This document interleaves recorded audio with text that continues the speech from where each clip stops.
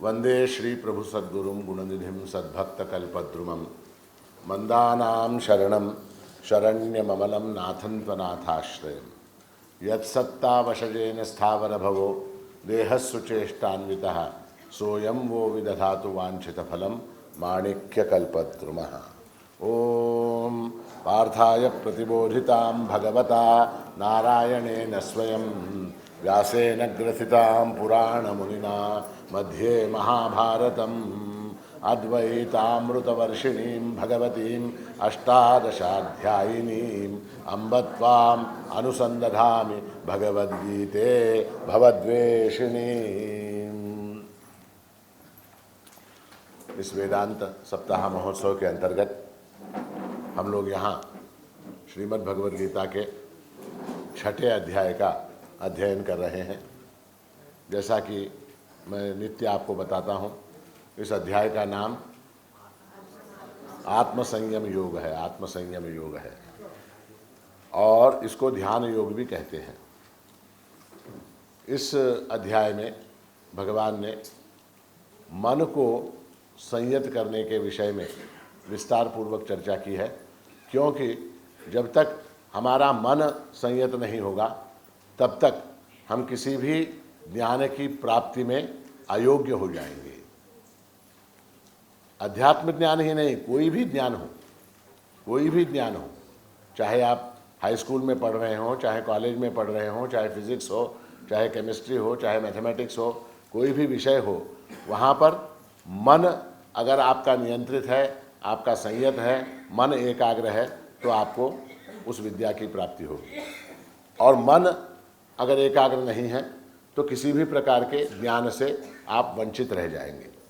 तो पहले श्लोक से लेके 32वें श्लोक तक भगवान ने ध्यान के विषय में अनेक बातें कहीं, जिनके अंदर बहिरंग साधना, अंतरंग साधना, ध्यान का स्वरूप, समाधि, ध्यान का फल और उसमें आने वाले प्रतिबंध और उन प्रतिबंधों का निवारण। कल हमने देखा कौन कौन से प्रतिबंध आते हैं। लय, विक्षेप, कषाय और रसास्वाद, ये 4 प्रतिबंध आते हैं। इन 4 प्रतिबंधों का निवारण कैसे किया जाए ये हमने कल देखा। और इतना होने के बाद अर्जुन को क्या लगा कि ये सब बड़ा कठिन है, ये सब बड़ा कठिन है।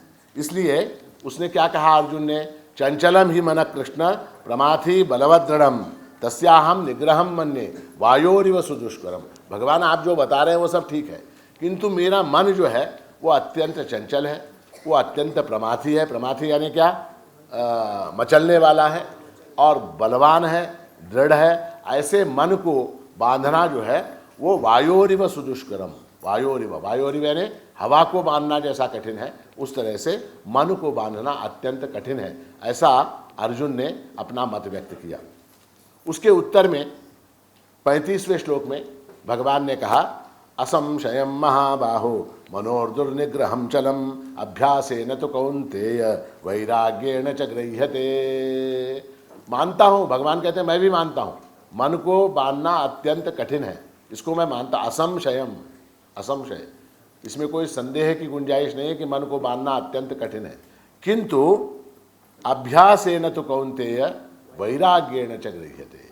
अभ्यास के द्वारा और वैराग्य के द्वारा हम जो है इस मन को बांध सकते हैं। और उसमें भगवान ने जो संबोधनों का प्रयोग किया, कौन्तेय कहा, महाबाहो कहा, इस विषय में मैंने कल विस्तार पूर्वक आपको बताया। देखिए, कोई भी काम आसान नहीं होता, कोई भी काम आसान नहीं होता। उसके लिए तैयारी करनी पड़ती है, उसके लिए अभ्यास करना पड़ता है, उसके लिए प्रैक्टिस करनी पड़ती है। कोई भी काम आसान नहीं होता। और ये तो ऐसा है कि जन्म जन्मांतरों के हमारे जो संचित वासनाएं हैं, जन्म जन्मांतरों के हमारे जो संचित पाप हैं, उन सब का निवारण करके और अध्यात्म के मार्ग में बढ़ना, ये तो बहुत ही अत्यंत कठिन बात है। किंतु जिस प्रकार किसी भी काम में अभ्यास से, वैराग्य से, जैसे अभ्यास और वैराग्य, देखिए कि मान लीजिए कि आपको भोजन बनाना है, ठीक है, भोजन बनाना। अब ये भोजन बनाने का काम सरल है क्या? सरल नहीं है, वो जमता ही नहीं है। वो जो है प्रैक्टिस से आता है। जैसे घर में महिलाएं होती हैं, तो महिलाएं जो हैं जिनको प्रैक्टिस हो गई, अब जैसे मान लीजिए पूरण पोड़ी बनाना है, पूरण पोड़ी बनाना आसान है क्या? हाँ, सबसे पहले तो उसका वो गोल आकार मेंटेन करना ही कठिन है।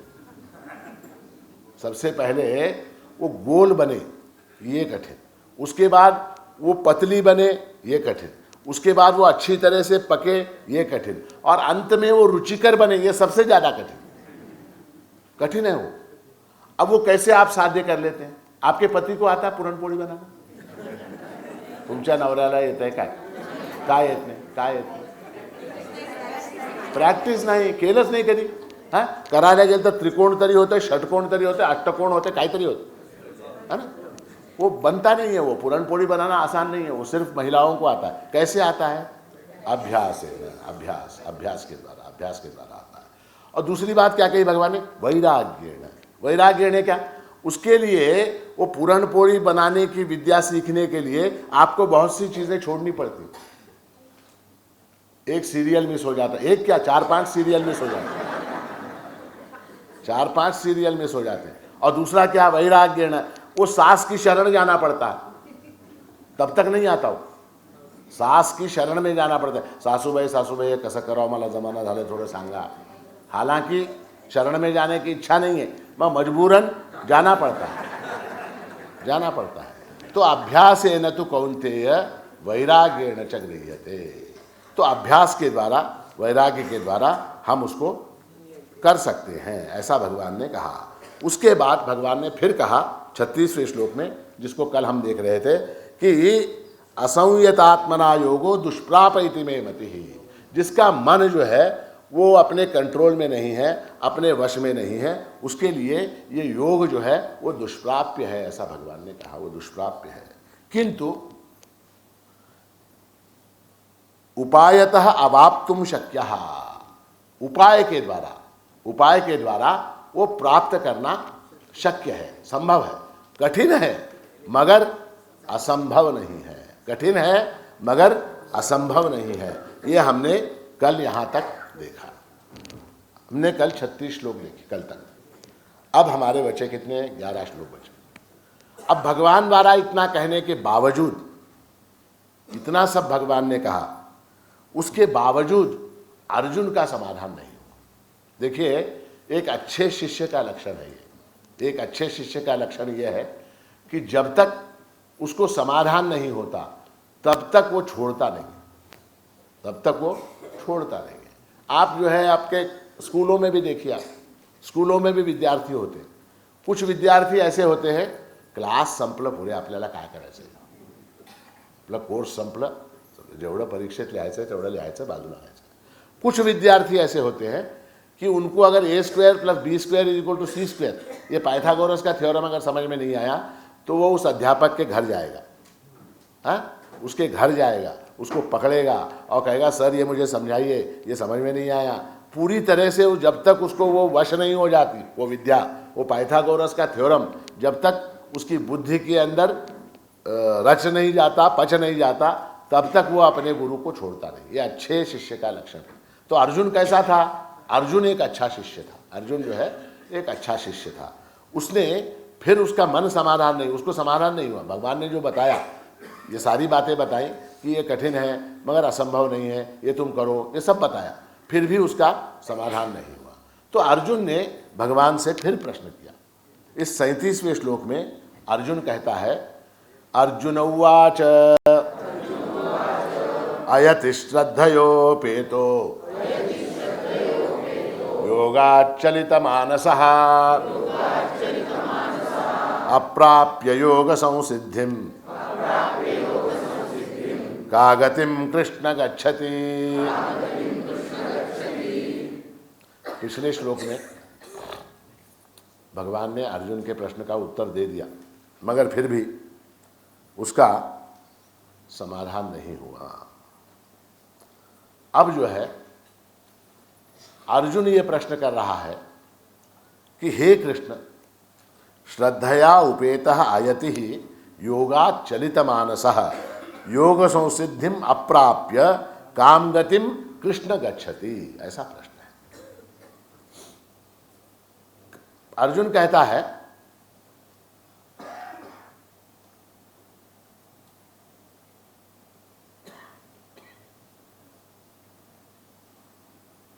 अर्जुन कहता है कि हे कृष्ण, जिसकी साधना में श्रद्धा है, आपने जो बताया ना उसके अंदर मेरी श्रद्धा है, पर मान लीजिए कि मेरा जो प्रयत्न है वो शिथिल हो, कमजोर हो, और अंत समय में वो अपने योग से चलित हो जाए। योग से चलित होना है ना क्या, कि निष्ठापूर्वक जिस चीज की साधना मैं कर रहा हूं, अंत समय में मान लीजिए क्या हो गया, अब जो है अंत समय में रोग हो जाता है, अंत समय में शरीर की स्थिति, मन की स्थिति, बुद्धि की स्थिति काम नहीं करती।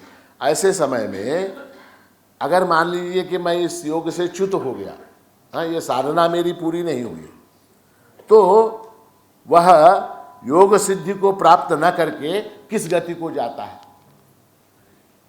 देखिए, मान लीजिए वो कहते हैं ना, अव्वा गुड़ा ले लो, बुआ गुड़ा ले लो।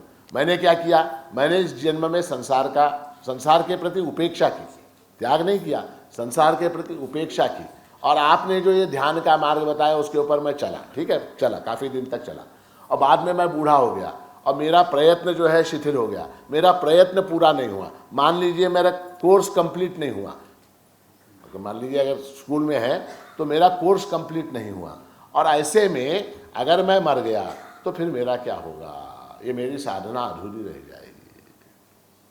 तो उसके लिए क्या करें? तो उसके लिए भगवान ने कहा कि परमात्मा के प्रति रुचि उत्पन्न होने के लिए हमको क्या करना पड़ेगा, परमात्मा का महात्म्य, महात्म्य यानी उसकी महत्ता, उसकी लीला, उसका गुण, उसका चरित्र, हाँ, उसकी महत्ता को जो है हम जानने का प्रयास करें। परमात्मा की महत्व, क्योंकि ऐसा है, किसी वस्तु की वैल्यू जब तक आपको मालूम नहीं होगी तब तक आप उसकी ओर जाएंगे क्या? हाँ? मैंने कहा कि ये घड़ी जो है ये 5 करोड़ रुपए की है, मैंने आपको बताया ये घड़ी कितने की है, 5 करोड़ की है, ठीक है। तो अब ये घड़ी अगर 5 करोड़ की है ऐसा मैंने बताया, तो आप लोगों का प्रयत्न क्या होगा, इस घड़ी को मैं कैसे प्राप्त करूं, क्योंकि इसकी वैल्यू आपको अब मालूम होगी। मान लीजिए आप समझ रहे हैं ये घड़ी 200 रुपए की है, आप समझ रहे हैं ये घड़ी 200 है, महाराजांचा घड्याळ है ते 200 है, ऐसा आपने माना, समझिए, तो आएंगे क्या इस घड़ी के लिए? आप नहीं आएंगे। तो जब तक उस परमात्मा की महत्ता, उस परमात्मा की वैल्यू, इस साधना की वैल्यू ये आपके मन में पूरी तरह से पक्की ना बैठे, तब तक जो है आप उसकी ओर प्रवृत्त होंगे ही नहीं। और देखिए आप, होते हैं क्या लोग प्रवृत्त? नहीं होते। अब यहाँ जो है कितने लोग होंगे वेदांत सप्ताह महोत्सव में? मेरे ख्याल से एक 500-600 लोग तो माणीनगर में हैं इस समय। अब उसमें से यहाँ कितने हैं? 200 होंगे, 100-150, 200 होंगे। तो वो क्यों है? वो 500 वहाँ भंडार खाने में 2000 और यहाँ पर 500 क्यों? क्योंकि उसकी वैल्यू मालूम है। किसकी वैल्यू? भंडार खाने की हमको वैल्यू मालूम है, परमात्मा की वैल्यू हमको मालूम नहीं। तो इसलिए हम क्या करें? तो इसलिए भगवान ने कहा कि उसके लिए क्या करना पड़ता है, जीवन में सत्संग करना चाहिए। सत्संग क्यों करना चाहिए? सत्संग क्यों करना? संतों की संगति में रहना चाहिए। क्यों रहना चाहिए? क्योंकि उस परमात्मा की वैल्यू को वो जानता है। कौन जानता है? वो संत जो है, सत्संग यानी जो अध्यात्म के मार्ग में चलने वाला, संत शब्द का अर्थ है जो परमात्मा के मार्ग में चलने वाला है। संत यानी दाढ़ी बढ़ा के, भस्म लगाकर, जटा बढ़ाकर, बड़ी बड़ी रुद्राक्ष की मालाएं पहनने वाला, वो संत नहीं होता। संत यानी जिसका सतत जो है परमात्मा की ओर जिसकी रुचि लगी हुई है, ऐसा व्यक्ति, ऐसा संत। तो उस संत के पास जाना चाहिए, उसके साथ रहना चाहिए। सत्संग यानी क्या? उसके साथ रहना चाहिए। भगवान शंकराचार्य ने कहा सत्संगत्वे निस्संगत्व। सत्संग से क्या हो जाता है? आदमी निस्संग हो जाता है। निस्संग यानी क्या? संसार से उसका जो संग है वो जो है कम हो जाता है। प्रभु महाराज ने भी कहा निस्संगमी झालेगा भाई। हाँ, प्रभु महाराज ने कहा निस्संगमी झालेगा भाई। तो सत्संगत्व, निस्संग कैसे हुए? सो सत्संगत्वे निस्संगत्व। और निस्संगत्व का फल क्या है? निस्संगत्वे निर्मोहत्व। निस्संग से व्यक्ति क्या हो जाता है? निर्मोह हो जाता है, उसका मोह समाप्त हो जाता है। मोह यानी क्या?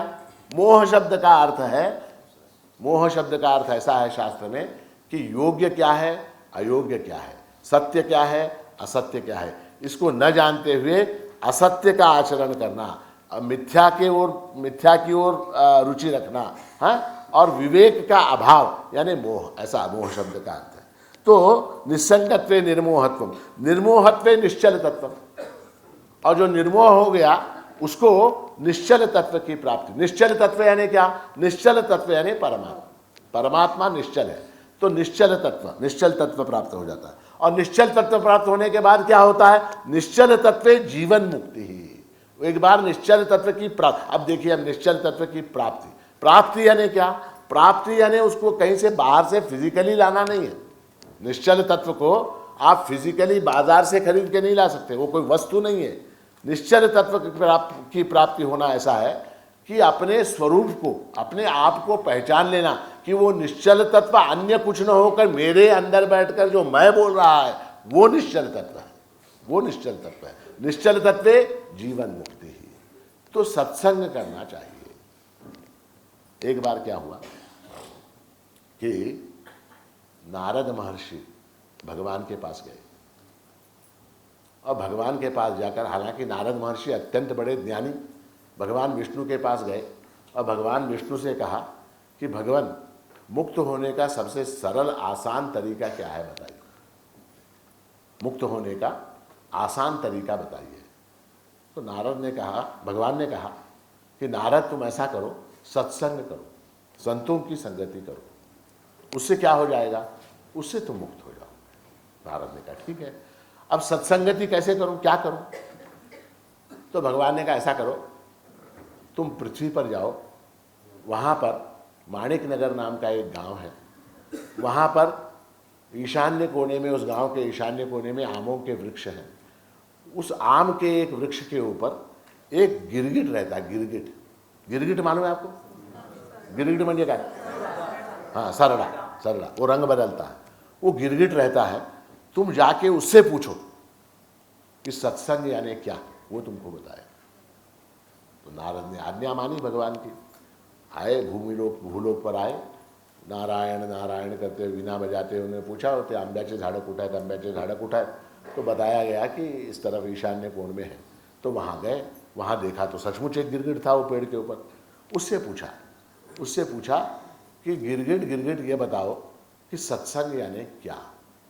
जैसे ही नारद महर्षि ने कहा सत्संग यानी क्या, वो गिरगिट पेड़ पर से गिरा और मर गया।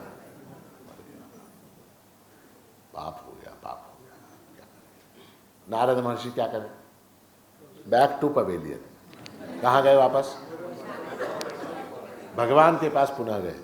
क्या भगवान, मैंने आपसे कहा कि सत्संग यानी क्या, आप बता सकते हैं? आपने बेकार मुझे माणिक नगर भेजा, वहाँ वो वृक्ष के ऊपर गिरगिट था, उससे मैंने पूछा हाँ कि सत्संग यानी क्या, तो वो गिरगिट जो है मर के गिर गया। अरे अरे अरे ऐसा हुआ। ठीक है कोई बात, अब क्या करो? अब ऐसा करो, तुम पुनः जो है भूमिलोक पर जाओ, अमुक ना एक शहर है, उस शहर में एक पीपल का वृक्ष है, उस वृक्ष के ऊपर एक तोता रहता है, एक तोता रहता है। उस तोते से जाकर पूछो कि सत्संग यानी क्या, वो तोता तुमको बताएगा। ठीक है, गए नारद महर्षि, वो वृक्ष के ऊपर तोता बैठा था। तोता म्हणजे क्या ना, राघु, पोपट। वो तोते से पूछा कि भाई सत्संग यानी क्या, सत्संग यानी क्या। तो जैसे ही नारद ने सत्संग यानी क्या ऐसा पूछा, वो तोता मर गया। तोता मर गया। अरे रे रे रे, बड़ा पाप, बड़ा पाप। अब क्या करें? अब फिर नारद महर्षि गए। कहाँ गए? विष्णु के पास गए। विष्णु भगवान से पूछा, महाराज ये आप पाप क्यों करवा रहे हैं मुझसे? हाँ, पहले वो गिरगिट की बात की, मैंने गिरगिट से पूछा, वो गिरा मरा। उसके बाद तोते की बात की, तोते से पूछा, तोता मरा। अब मैं क्या करूं? बोले ऐसा करो, तुम जो है ऐसा करो, वहाँ नांदेड़ जिले में सगरोली नाम का गांव है, वहाँ जाओ, और वहाँ वो देशमुख साहब के घर में गाय है, और वो गाय प्रसूत होने वाली है, वो गाय प्रसूत होने वाली है। तुम जाओ, और जैसे ही वो गाय प्रसूत होगी, उस बछड़े से पूछना, बछड़ा जो पैदा होगा ना, उस बछड़े से पूछना। क्या पूछना? सत्संग यानी क्या। वो बछड़ा तुमको बता देगा। तो नारद महर्षि जो है भूमि लोक पर आए और आने के बाद वो सगरोड़ी जाने के लिए बड़ी तकलीफ, रोड कैसा है, फिर भी उतना कष्ट उठाते हुए नारद महर्षि सगरोड़ी गए। वहाँ देशमुख साहब के घर में गए, वहाँ जाके उन्होंने गाय देखी, गाय प्रसूत होने वाली थी। नारद महर्षि ने इंतजार किया, थोड़ी देर में गाय प्रसूत हुई, गाय प्रसूत हुई, बछड़ा पैदा हुआ। बछड़े से नारद मुनि ने पूछा, क्या पूछा? सत्संग म्हणजे काय, सत्संग म्हणजे काय। जैसे ही नारद मुनि ने पूछा वो बछड़ा, अब नारद महर्षि देशमुख काय करते थे कि क्या नहीं। नारद महर्षि जो बस मिली उस बस से वापस फिर कहाँ गए? भगवान के पास गए। भगवान से कहा, ये क्या पाप करवा रहे हैं आप मुझसे, अब गो हत्या का पाप हो गया, आप क्यों नहीं बताते सत्संग जाने के? बोले मैं नहीं बताऊंगा, ऐसा करो, अब ये लास्ट, ऐसा करो कि अमुक गांव में एक राजा रहता है, उस राजा की रानी गर्भवती है, उस राजा की रानी गर्भवती है और वो प्रसूत होने वाली है। तुम जाओ और जैसे ही वो राजकुमार पैदा होगा उससे पूछना सत्संग यानी क्या है, वो बताए। तो नारद महर्षि ने कहा, भगवान ऐसा है, गिरगिट मरा कोई फर्क नहीं पड़ा, तोता मरा कोई फर्क नहीं पड़ा, गाय मरी किसी तरह से देशमुखों से जान बचा के मैं भाग के आया। अब वो राजा का बच्चा अगर मर गया तो मुझको वहीं पर मोक्ष मिल जाएगा, वहीं पर मुझको मोक्ष मिल जाए। राजा खतरनाक है। बोले नहीं नहीं, मैं हूं ना, क्यों चिंता करते हो, जाओ जाओ जाओ। तो नारद महर्षि ने भगवान की बात पे विश्वास किया और उस राजा के महल में पहुंचे। वहाँ रानी गर्भवती थी, 9 महीने 9 दिन हो चुके थे और रानी जो है प्रसूत हुई, पुत्र हुआ और पुत्र होने के बाद नारद महर्षि गए। नारद महर्षि ने पूछा कि हे राजकुमार, मुझे बताओ कि सत्संग यानी क्या? तो वो बच्चा जो है खिलखिलाकर हंसने लगा। उसने कहा, कैसे पागल आदमी है आप, आपको सत्संग नहीं मालूम क्या होता है? पहले आप गिरगिट के पास गए, बच्चा बोल रहा है, पहले आप गिरगिट के पास गए, गिरगिट जो है आपकी संगति से मुक्त होकर पक्षी योनि में गया, उस पक्षी के पास गए, तोते के पास गए, आपकी संगति से वो पक्षी जो है पशु योनि में गया।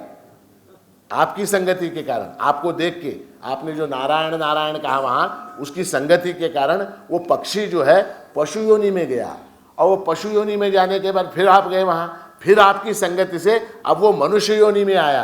आपको नहीं मालूम संगत सत्संगत यानी क्या? आपकी संगति से ये सब हो रहा है, आपकी संगति के कारण ये सब हो रहा है। क्या हो रहा है कि कीड़े की योनि से कहाँ, कौन सी योनि में गया? पक्षी की योनि में, बेहतर योनि में गया, उससे बाद पशु की योनि में गया, उसके बाद मनुष्य की योनि में गया। तो ये सत्संग होता, आपको नहीं मालूम? तो नारद मुनि ने कहा, अच्छा तो ये सत्संग होता है, ये सत्संग होता है। तो इसलिए जिसको इस मार्ग में प्रगति करनी है उसको सत्संग करना चाहिए। अब अर्जुन का जो है वो समाधान नहीं हो रहा, अर्जुन का समाधान नहीं हो रहा। अर्जुन क्या है यहाँ पर? वो निराशावादी है, पेसिमिस्टिक जिसको कहते हैं, निराशावादी है। ऐसा होगा तो क्या होगा, वैसा होगा तो क्या होगा। और भगवान ने इस अध्याय के प्रारंभ में ही 5वें श्लोक में वगैरह मेरे ख्याल से जो कहा था, उद्धरेद आत्मन आत्मानम नात्मानम अवसादयेत, ये जो पुरुषार्थ की बात भगवान ने वहां पर की थी, वो अर्जुन की समझ में पूरी तरह से नहीं आई। इसलिए अर्जुन ये प्रश्न पूछ रहा है। और अर्जुन कहता है कि इस जन्म में अगर मेरी साधना पूर्ण नहीं हुई, अधूरी रह गई, तो फिर इसका उपयोग क्या, फिर इसका उपयोग क्या? और यही प्रश्न अर्जुन ने इस श्लोक में, अगले श्लोक में, उससे अगले श्लोक में, 3 श्लोकों में अर्जुन ने प्रश्न पूछा है। अर्जुन कहता है, योगात् चलित मानसा, योगात् चलित मानसा, योग से जिसका मन जो है वो च्युत हो गया। और अयति ही, अयति ही, अयति ही यानी क्या? जिसका प्रयत्न अल्प है, जिसका प्रयत्न पूरा नहीं हो सका, जिसका प्रयत्न पूरा नहीं हो सका। अब ये प्रयत्न पूरा क्यों नहीं होता? हमारी साधना का प्रयत्न पूरा क्यों नहीं होता?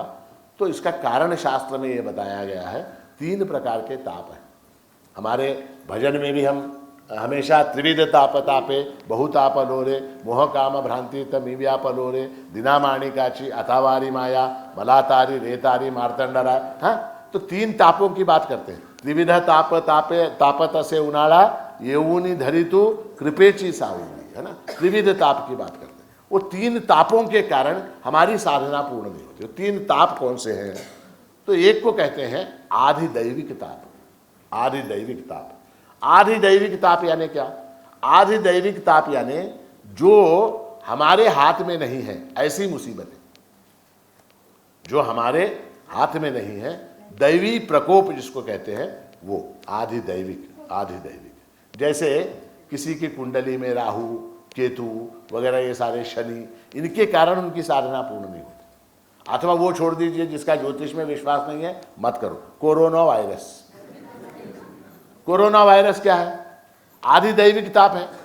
हमने किया क्या? हमने कुछ किया क्या? हमने कुछ नहीं किया। हमारे कुछ किए न करने के बावजूद जो है वो संकट हमारे ऊपर आ गया। हाँ, अब वो बहुत से लोग आने वाले थे उत्सव में, नहीं आए। क्यों नहीं आए? कोरोना वायरस के कारण नहीं आए। तो उनकी साधना में प्रतिबंध उत्पन्न हुआ, उनकी साधना में विघ्न आया। किसके कारण आया? आधिदैविक ताप के कारण। आधिदैविक ताप। उसके बाद आदि भौतिक ताप। आदि भौतिक ताप, आदि भौतिक ताप यानी क्या?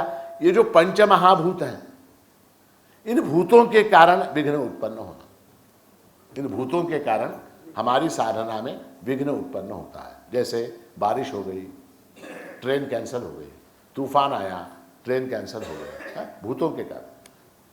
आदि भौतिक ताप। और तीसरा क्या है? आध्यात्मिक ताप। आध्यात्मिक ताप यानी क्या? वो ताप जो हमारे अंदर ही है।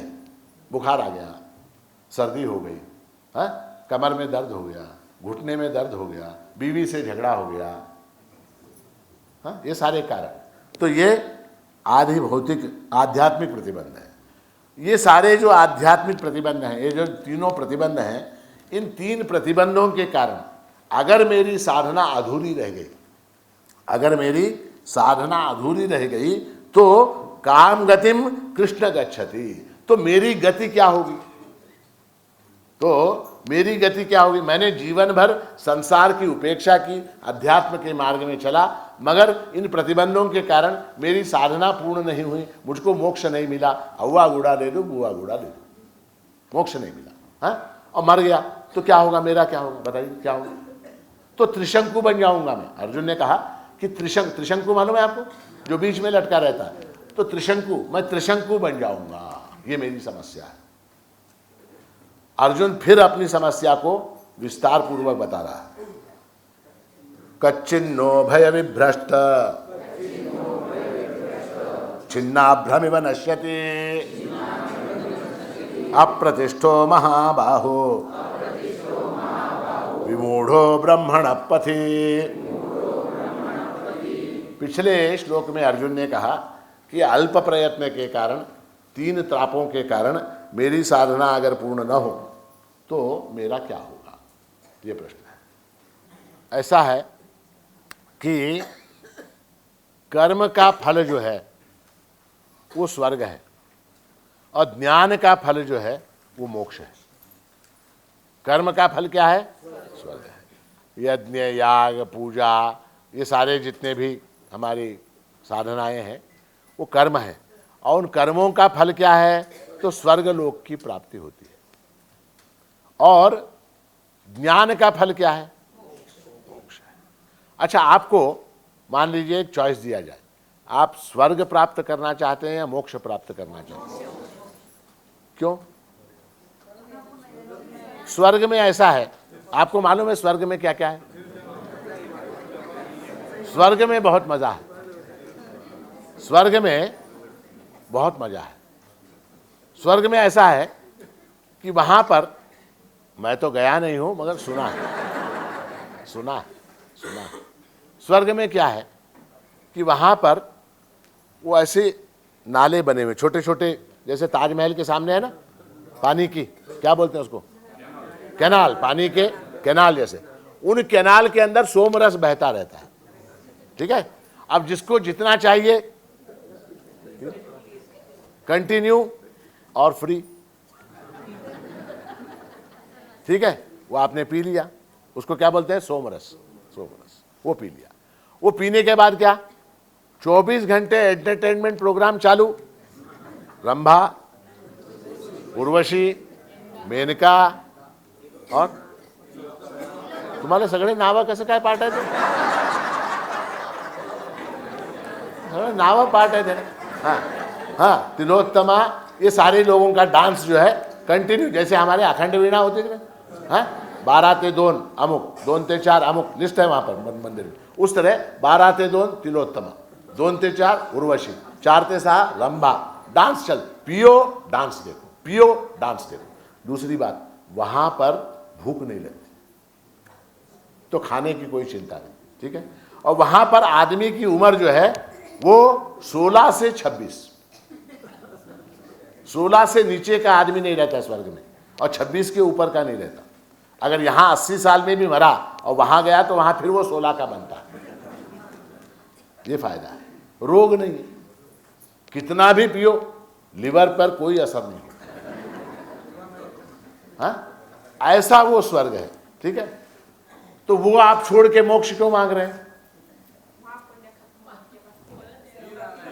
बहुत अच्छे, बहुत अच्छे, बहुत अच्छे। वहां पर जो है पुण्य, जितना आपका पुण्य है, उस पुण्य का संचय खत्म होने के बाद वहां से आपको लात मार के फिर वापस। जैसे अमेरिका का वीसा किसके किसके पास है? अमेरिका का वीसा, हाँ, तो आहे वीसा किती वर्षाचा? 10 वर्ष। छान. 11व्या वर्षी तुम्हाला काय करतील? क्या करेंगे? खत्म, वापिस वापिस वापिस वापिस वापिस वापिस भेज देते। तो स्वर्ग का फल जो है वो लिमिटेड है, लिमिटेड है, छोटा है। और मोक्ष का कैसा है? ये हो गया एक बार, यद्गत्वा न निवर्तन्ते तद्धाम परमम मम, एक बार वहां पहुंच गए तो फिर वापिस आना जाना कुछ नहीं, परम आनंद में लीन हो गए। अब इनमें से आपको कौन सा चाहिए? मोक्ष चाहिए। अर्जुन कहता है कि मैंने कर्म नहीं किया, तुम्हारे झांसे में आ गया, तुमने ज्ञान की बातें की, मैं तुम्हारे पीछे लग गया, अब क्या हुआ? अब जो है मेरा कर्म तो हुआ नहीं, तो स्वर्ग तो मुझको मिलेगा नहीं, और तुमने जो साधना बताई वो मैं कर नहीं पाया, अब मोक्ष भी नहीं मिलेगा, अब मेरा क्या होगा? है ना? कम से कम वो करता, कम से कम वो करता, यज्ञ याग वगैरह करता, तो उससे क्या हो जाता? मुझको स्वर्ग की प्राप्ति होती। मैंने वो किया नहीं, तुम्हारी बातों में आ गया, हाँ, तुम्हारी बातों में आके ज्ञान के मार्ग पे चला। अब ये ज्ञान के मार्ग पे चला, यहाँ प्रतिबंध आ गए, आध्यात्मिक, आधिदैविक, आधिभौतिक प्रतिबंध आ गए, और जो है मेरी साधना पूर्ण नहीं हुई, और जो है अब मैं मुक्त भी नहीं होऊंगा और स्वर्ग भी नहीं मिलेगा, ऐसी मेरी परिस्थिति हो जाएगी। इसलिए अर्जुन कहता है उभय विभ्रष्टा। उभय विभ्रष्टा यानी क्या? दोनों तरफ से गया, न खुदा ही मिला, न विशाले सनम, न इधर के रहे न उधर, ऐसी परिस्थिति मेरी हो जाएगी। उभय विभ्रष्टा, और उभय विभ्रष्ट होकर क्या होगा? छिन्न अभ्रम इव नश्यति। जैसे आपने बादल देखे होंगे, बादल है? बादल जो है बड़े बड़े ऐसे पर्वताकार बादल होते हैं। अब उन पर्वताकार बादलों में से एक छोटा सा टुकड़ा अलग हो जाता है कभी कभी, हाँ, अलग होकर वो छोटा क्या हो जाता है? वो थोड़ी देर में नष्ट हो जाता है, छोटा सा टुकड़ा, है ना? तो मैं उनके साथ जाता, कर्म करने वालों के साथ, तो कम से कम मैं स्वर्ग चला जाता। मेरी साधना पूर्ण हो जाती तो मैं मोक्ष को चला जाता। अब ये तुमने मुझे ऐसी परिस्थिति में लाके रख दिया कि वो छिन्न अभ्र की तरह, वो छोटे से बादल की तरह नश्यति, मैं नष्ट हो जाऊंगा। अप्रतिष्ठा, अप्रतिष्ठा यानी क्या?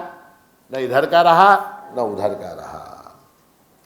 विमूढ़ो ब्रह्मण पथि, ब्रह्म के रास्ते पर, ब्रह्म प्राप्ति के रास्ते में मैं क्या हो गया? अब विमूढ़ हो गया। विमूढ़ हो गया यानी क्या?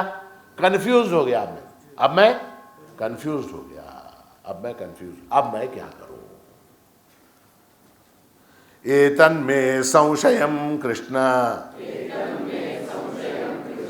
छेत्तुम अर्हस्य शेषतः त्वरन्यः संशयस्यास्य छेत्ता नहीं उपपद्यते। एतन में संशयम कृष्ण, ये मेरा संशय है, ये मेरी शंका है। अब हे कृष्ण, अशेषतः छेत्तुम अर्हसि, इस शंका को अशेषतः, अशेषतः यानी पूर्ण रूप से, बिना कोई लेश उसका बाकी रखे हुए, अशेषतः पूर्ण रूप से, छेत्तुम अर्हसि, तुम जो हो इस संशय को दूर करने में समर्थ हो। देखिए उसकी श्रद्धा, देखिए अर्जुन की श्रद्धा देखिए। अर्जुन कह रहा है कि हे कृष्ण, ये मेरे मन में संशय है, मगर मैं ये जानता हूं कि मेरे इस संशय को दूर करने में तुम समर्थ हो। अर्हसि यानी क्या, तुम योग्य हो।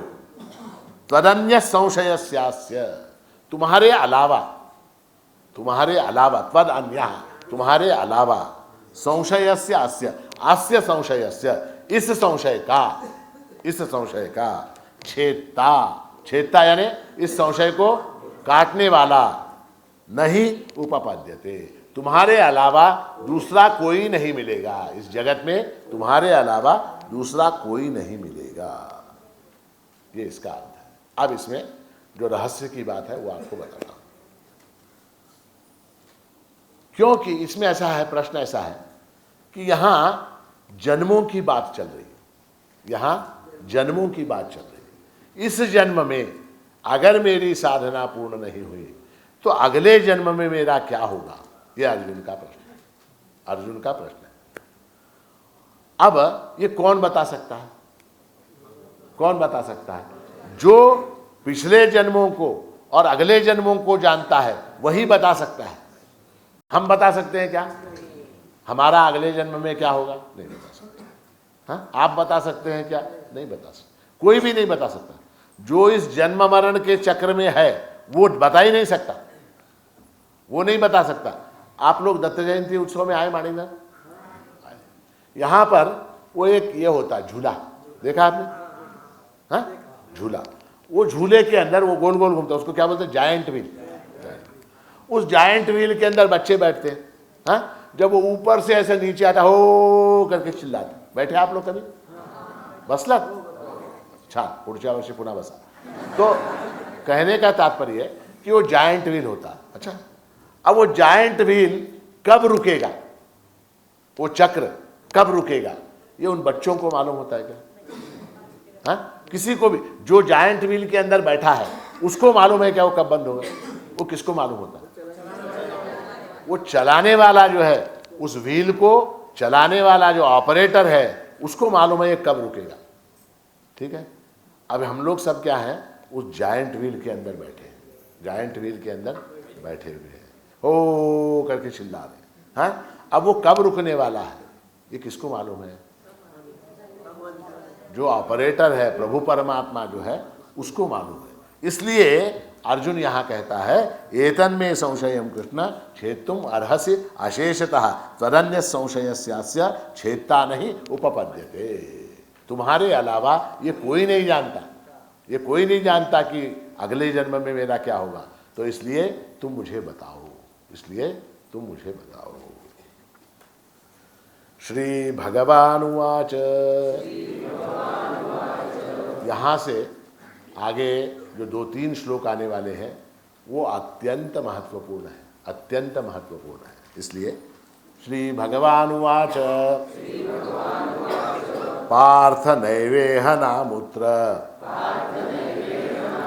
विनाशस्तस्य विद्यते न हि कल्याणकृत् कश्चित् दुर्गतिम तात गच्छति। अब भगवान क्या है इस समय कौन सी भूमिका में है? तो भगवान जो है गुरु की भूमिका में है। अर्जुन कौन सी भूमिका में है? शिष्य की भूमिका में है। तो अब एक गुरु का जब अपने शिष्य के मन में संशय उत्पन्न हो जाता है, उस समय गुरु का कर्तव्य क्या है?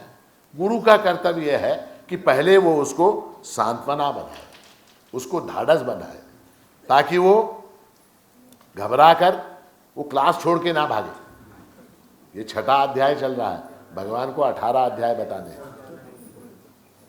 तो गुरु को चिंता होती है कि पढ़ून गेले तभी क्या करूं। हाँ, तो सबको होती। तो भगवान यहां कहते हैं कि पार्थ न इह न एव अमुत्र तस्य विनाशः विद्यते। ऐसा है, न यहां पर ना परलोक, न यहां पर, यह यानी यहां पर, अमुत्र यानी वहां, यहां या वहां उसका विनाश नहीं होता, उसका विनाश नहीं होता। किसका विनाश नहीं होता? जो साधना की है उसका विनाश नहीं होता। क्यों? क्यों नहीं होता? हे तात, हे तात यानी हे शिष्य, हे प्रिय, कश्चित कल्याण कृत दुर्गतिम न गच्छति। कोई भी कल्याणकार कर्म, कोई भी पुण्य कर्म, कोई भी अच्छा कर्म जो किया जाता है उसकी दुर्गति नहीं होती, उसकी दुर्गति नहीं होती। नहीं कल्याण कृत कश्चित दुर्गतिम तात गच्छति, वो दुर्गति को प्राप्त नहीं होता। जिसने अच्छा काम किया वो कभी भी दुर्गति को प्राप्त नहीं होता। ऐसा है कि श्रवण के 2 फल हैं। आप लोग यहाँ पिछले 6 दिनों से भगवत गीता का श्रवण कर रहे हैं। उस श्रवण के 2 फल, कौन कौन से 2 फल? कौन से 2 फल? तो 2 फल ऐसा, एक तो ज्ञान प्राप्त, एक तो ज्ञान प्राप्त। वो क्या है? वो प्राइमरी बेनिफिट है, वो प्राइमरी बेनिफिट है। दूसरा क्या? दूसरा ये है उसका अवांतर फल। अवांतर फल यानी क्या? By product, secondary benefit. Secondary benefit क्या है? तो पुण्य की प्राप्ति। अब ऐसा है कि 200 लोग जो यहाँ बैठे हैं, ऐसा नहीं है कि सबको समझ में आ रहा, ऐसा नहीं है कि सबको समझ में आ रहा, ऐसा नहीं है। बहुत से लोगों को ये भगवान की वाणी है, हाँ, ये परमात्मा की वाणी है, इसको सुनना चाहिए, इस भाव से भी कुछ लोग बैठे होंगे। तो उस भाव से जो लोग बैठे हैं उनको यद्यपि ये गीता में क्या बताया जा रहा है इसका उनको ज्ञान नहीं हो रहा, किंतु गीता श्रवण का पुण्य है, श्रवण का पुण्य है, वो पुण्य है। श्रवण के पुण्य के बारे में एक बात आपको बता दूं। एक बार क्या हुआ कि एक चोर था, चोर, वो चोर बूढ़ा हो चला, बहुत बड़ी बड़ी चोरियां उसने की, बहुत एक्सपर्ट चोर। वो बूढ़ा होने लगा, बूढ़ा होने लगा तो उसने क्या किया, अपने पुत्र को बुलाया और पुत्र को बुला के उसको ट्रेनिंग दी। किस बात की ट्रेनिंग? चोरी कैसे करते हैं, चोरी में सफल कैसे हो। तो एक बात उसने कही कि बेटा ये सावधानियां तुमको रखनी है, शरीर में तेल लगाना है, मास्क पहनना है, हाथ में एक टॉर्च होनी चाहिए और एक हथियार होना चाहिए, ये सब समझाया। मगर एक बात सुनो, जहां पर प्रवचन हो रहा हो वहां का एक शब्द भी कानों पर मत लेना।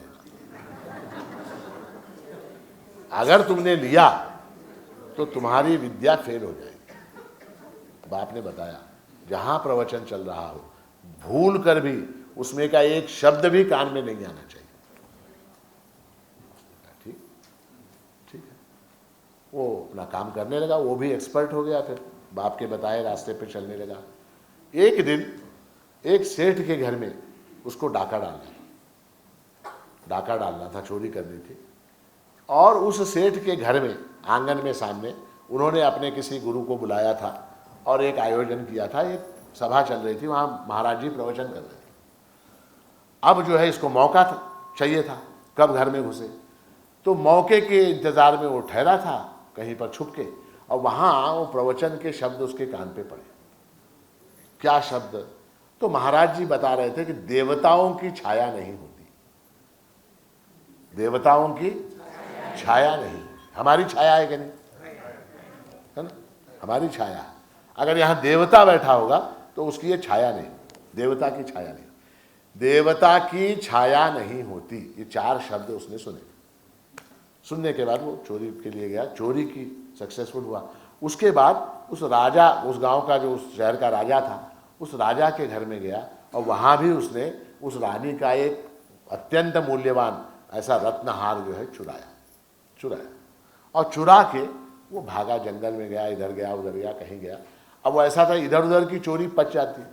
अब राजा के घर में चोरी, हाँ, पुलिस जो है अत्यंत दक्षता के साथ चौकसी कर रही, जानकारी करते करते कहीं पर वो पकड़ा गया। उससे पूछा तूने चोरी की? बोला नहीं की। वो बताया था बाप ने, कभी भी चोरी करने के बाद पुलिस वाले अगर पूछें तो क्या कहना? नहीं की, यही कहना। बोला ठीक है, नहीं की। अब नहीं की तो पुलिस वाले उसको पकड़ के ले गए, उसको हवालात में बंद किया, बंद करके रोज उसको मारे पुलिस वाले, डंडे 3rd डिग्री बोलते ना, 3rd। बोल तूने किया क्या? नहीं। बोल तूने किया? नहीं, मैंने नहीं किया। कितना बोलने पर भी वो मानने को तैयार। मैं उसके अंदर एक बात थी, चोर के अंदर, वो क्या करता था, रोज जो है दुर्गा माता की पूजा करता था। कौन? चोर दुर्गा माता की पूजा करता। अब ये CID वाले, CBI वाले वगैरह वो सब, अब क्या करें, इसको इतना मार रहे हैं, बता नहीं रहा, अब इसके मुंह से कैसे बोलवाएं? तो एक आइडिया, एक विचार, क्या ये दुर्गा का भक्त है, अगर कोई दुर्गा का वेश बना के जाए उसके सामने और उससे पूछे बोल तूने किया क्या नहीं, तो हो सकता है वो घबरा के भक्ति के कारण, दुर्गा माता के प्रति श्रद्धा के कारण बोल दे। ठीक है, तो दुर्गा माता कौन बने? तो रानी ने कहा मैं बनती हूँ। रानी ने कहा मैं बनती हूँ। अब उसने क्या बाल खोले अपने? दुर्गा माता बनना आसान है,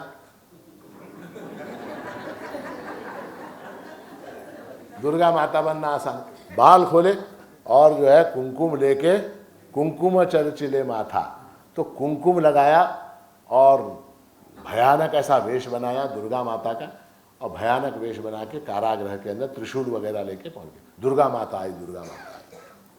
तो ये भी एकदम मशाले वगैरह 4-5 मशाले लेके सेवक साथ में दुर्गा माता कारागृह में प्रकट। अब ये भी घबरा गया दुर्गा माता। तो दुर्गा माता बोल तूने चोरी की क्या नहीं, बोल तूने चोरी की क्या नहीं। इसने देखा कि मशाल के प्रकाश में उसकी छाया गिर रही थी,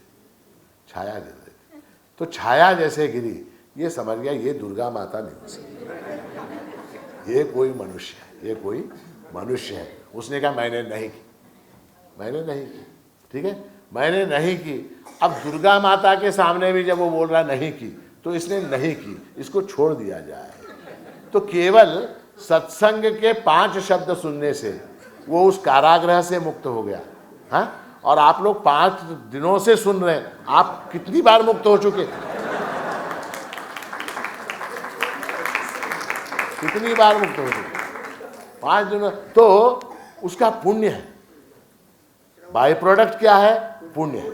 और प्राइमरी बेनिफिट क्या है? तो ज्ञान जो है ये प्राइमरी बेनिफिट है। भगवान की वाणी को सुनना मात्र ये पुण्य है। जैसे आम का वृक्ष होता है, आम के वृक्ष के पास गए, उसका मुख्य फल क्या? आम का फल ये मुख्य फल है, मुख्य उसका प्राइमरी बेनिफिट है। सेकेंडरी बेनिफिट क्या? छाया। आपने छाया मांगी क्या? अब ये साखर कारखाने असतात की नाही? हो म्हणायचं। साखर कारखान्यामध्ये काय तयार होतं? हा, साखर। आणि त्याच्या मोलॅसिस पासून काय बाय प्रोडक्ट काय? अल्कोहल, दारू। बनाना क्या है? शक्कर बनाना है, शक्कर बन रही है, मैं बाय प्रोडक्ट क्या है? अल्कोहल है। आप फुटबॉल का मैच खेलो, फुटबॉल के मैच में आप जीते, वो प्राइमरी फल, मुख्य फल आपको प्राप्त हुआ। बाय प्रोडक्ट क्या? व्यायाम जो है उसका, आप हारे या जीते, व्यायाम का फल तो मिलने ही वाला है। आपको गीता समझ में आए चाहे ना आए, आपको गीता समझ में आए चाहे ना आए, किंतु यहाँ बैठने का जो पुण्य है वो अवश्य प्राप्त होगा। तो भगवान कहते हैं कि मुख्य फल और अवान्तर फल। अब इसका मुख्य फल क्या है? मुख्य फल मोक्ष है। गीता श्रवण का मुख्य फल क्या है? मोक्ष है। अवान्तर फल क्या है? स्वर्ग की प्राप्ति है। अवान्तर फल क्या है? स्वर्ग की प्राप्ति है। इसलिए भगवान कहते हैं नहीं कल्याण कृत कश्चित दुर्गतिम तात गच्छति। तुमने ये जो मुझसे गीता सुनी, हाँ, ये वेस्ट होने वाला नहीं, ये जो है वेस्ट होने वाला नहीं है। अगर इसको तुमने आत्मसात किया तो मुक्त हो जाओगे, अगर आत्मसात नहीं किया तो क्या हो जाएगा? स्वर्ग में जाओगे, स्वर्ग में जाओगे। उसके बाद भगवान यहां बता रहे हैं 41वें श्लोक में कि प्राप्य पुण्यकृताम लोकान उषित्वा शाश्वती समाः शुचीनां श्रीमतां गेहे योगभ्रष्टोऽभिजायते। वह योगभ्रष्ट पुण्य कर्म करने वालों के लोगों को प्राप्त होकर वहाँ बहुत वर्षों तक रहकर फिर यहाँ शुद्ध श्रीमानों के घर में जन्म लेता है। ऐसा है कि योग भ्रष्ट शब्द का अर्थ है एक जीवन में जिसकी ये साधना पूर्ण नहीं हुई उसको योग भ्रष्ट कहते। टेक्निकल वर्ड है योग भ्रष्ट, यानी क्या? इस जीवन में जिसकी साधना पूर्ण नहीं हुई उसको योग भ्रष्ट कहते हैं। ठीक है।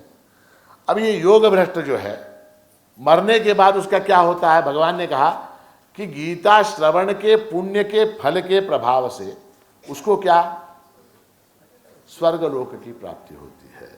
प्राप्य पुण्यकृताम लोकान, पुण्यकृत लोकों का, पुण्यकृत जो है उनका लोक, पुण्य करने वालों का लोक कौन सा? जो पुण्य करते हैं वो स्वर्ग में जाते हैं। तो प्राप्य पुण्यकृताम लोकान उषित्वा शाश्वती समाः, वहां वो बहुत काल तक आनंद पूर्वक रहता है, बहुत वर्षों। समाः शब्द का अर्थ क्या? वर्ष, संवत्सर, कई संवत्सरों तक वो वहां पर शाश्वती, बहुत लंबे समय तक उषित्वा वहां रहकर फिर क्या हो जाता है? जब उसके वो पुण्य वहां समाप्त हो जाते हैं वो शुचीनाम श्रीमताम गेहे योग भ्रष्टो भी जायते, वो जो है शुद्ध श्रीमानों के घर में जन्म लेता है। श्रीमान यानी क्या? श्रीमान यानी ऐसे धनाढ्य लोग जो धर्म का आचरण करते। देखिए श्रीमान शब्द का अर्थ ऐसा है कि बड़ा मार्मिक है। श्रीमान शब्द का अर्थ ऐसा, हम भी कहते हैं श्रीमान अमुक, श्रीमान तमुक। तो श्रीमान शब्द का एक तो अर्थ यह है कि वो धनवान हो। श्री शब्द का अर्थ धन, कीर्ति, यश, अनेक अर्थ हैं श्री शब्द के। श्री शब्द के अर्थ क्या है? धन, कीर्ति, यश, ऐश्वर्य, ये सारे अर्थ श्री के हैं। तो श्रीमान यानी कौन? तो जिसके पास धन हो, ऐश्वर्य हो, कीर्ति हो, यश हो, ऐसा। और दूसरी बात क्या? ये सब होते हुए वो धर्म का आचरण करने वाला हो। अनेक लोग होते हैं जिनके पास धन है, कीर्ति है, यश है, संपत्ति है, किंतु वो धर्म का आचरण नहीं करते। ऐसे श्रीमान जिनके पास धन है, संपत्ति है, ऐश्वर्य है, सारे साधन है और इतना सब होते हुए भी वो धर्म का आचरण करते हैं। ठीक है। तो शुचीनाम श्रीमताम गेहे, शुद्ध, जहाँ जिस घर का वातावरण अत्यंत शुद्ध है, अत्यंत पवित्र है, जहाँ घर के लोग, परिवार के लोग दारू नहीं पीते, ऐसा घर। शुचीनाम श्रीमताम गेहे, धनवानों के घर में योग भ्रष्टो भी जायते, वो योग भ्रष्ट जो है वहां पर उत्पन्न होता है, वहां पर पैदा होता है। अब ऐसा है कि धनवान के घर में क्यों पैदा होता है? धनवान के घर में क्यों पैदा होता है? इसलिए पैदा होता है क्योंकि हमारे यहाँ कहा गया सुपात्र दानाच्च भवे धनाढ्य धन प्रभावेण करोति पुण्यम पुण्य प्रभावात् सुरलोकवासी पुनर्धनाढ्य पुनरेव भोगी। ये दान की महिमा के विषय में श्लोक है, उसके अंदर ये विषय आया है कि सुपात्र को दान करने से क्या हो जाता है? भवे धनाढ्य, किसी को हमने दान किया, उसका फल क्या? मैं स्वयं धनवान हो जाता हूं, धन प्रभावेण करोति पुण्यम, मेरे पास धन आ गया, उसका मैं क्या करूं? जुआ खेलूं, दारू पीऊं, क्या करूं? धन का विनियोग किसमें किया मैंने? पुण्य में किया। धन का विनियोग मैंने समाज सेवा में किया, पुण्य में किया। धन प्रभावेण करोति पुण्यम पुण्य प्रभावात् सुरलोकवासी, पुण्य के प्रभाव से वो कहाँ जाता है? स्वर्गलोक में जाता है। और फिर जब पैदा होता है पुनर्धनाढ्य पुनरेव भोग, फिर वो धनाढ्यों के घर में ही पैदा होता है, पुनर्धनाढ्य पुनरेव भोगी, कुपात्र दानाच्च भवे दरिद्र। कुपात्र को दान करने से व्यक्ति क्या हो जाता है? स्वयं दरिद्र हो जाता है। दारिद्र्य दोषेण करोति पापम। और दारिद्र्य का दोष आ गया तो आदमी क्या करता है? फिर पाप करता है, चोरी करता है, रिश्वत लेता है। दारिद्र्य दोषेण करोति पापम पाप प्रभावात नरकम प्रयाति। पाप के प्रभाव से कहाँ जाता है? नरक में जाता है। पुनर्दरिद्र पाप प्रभावात नरकम प्रयाति पुनर्दरिद्र पुनरेव पापी। वो पुनः दरिद्र होता है और पुनः पापी होता है। यहाँ भगवान कह रहे हैं कि वो जो है उसके पुण्य के प्रभाव से, पुण्य के प्राप्य पुण्यकृताम लोकान, पुण्यकृत लोगों का जो लोक ऐसा है स्वर्ग, उस लोक को प्राप्त होता है और वहाँ अनेक काल तक सुख भोग कर वो पुनः जब पैदा होता है तो योग भ्रष्ट, किसके घर में योग भ्रष्ट? कहाँ? शुचि नाम श्रीमताम गे है योग भ्रष्टो भी जायते। वो एक अच्छे कुलीन धनाढ्य ऐसे परिवार में जन्म लेता है और जन्म लेने के बाद क्या करता है? वहाँ पर उसको सारी सुविधाएं उपलब्ध हैं, वो अपनी साधना को पुनः कंटिन्यू कर सकता है। वो पुनः अपनी जहाँ छुट्टी थी साधना वहाँ से कंटिन्यू करता है। देखिए ये बड़े महत्व का है, ये विषय आगे आने वाला है, परंतु यहाँ प्रसंग है इसलिए मैं बता रहा हूँ कि ऐसा है। बहुत से लोग हम ऐसा मानते हैं कि इस जन्म में जो ज्ञान हमने कमाया, जो ज्ञान की प्राप्ति हमको हुई, वो इस शरीर के साथ समाप्त हो जाएगी। शरीर के साथ ज्ञान समाप्त नहीं होता, शरीर के साथ ज्ञान समाप्त नहीं होता। ठीक है? वो कैसा है कि कल तक, परसों तक, उससे पहले दिन तक मैंने आपको जो बताया, उसके बाद आप पुनः आए तो उसके बाद फिर शुरू से बताने की आवश्यकता है क्या मुझको? कल आया आप, कल आपको मैंने जो जो बताया उसके आगे का ही मैं बताऊंगा ना आपको। तो पिछला जो है वो आपके स्मरण में है क्या? नहीं, आपके स्मरण में है। पिछले 4-5 दिनों में जो हुआ वो आपके स्मरण में है।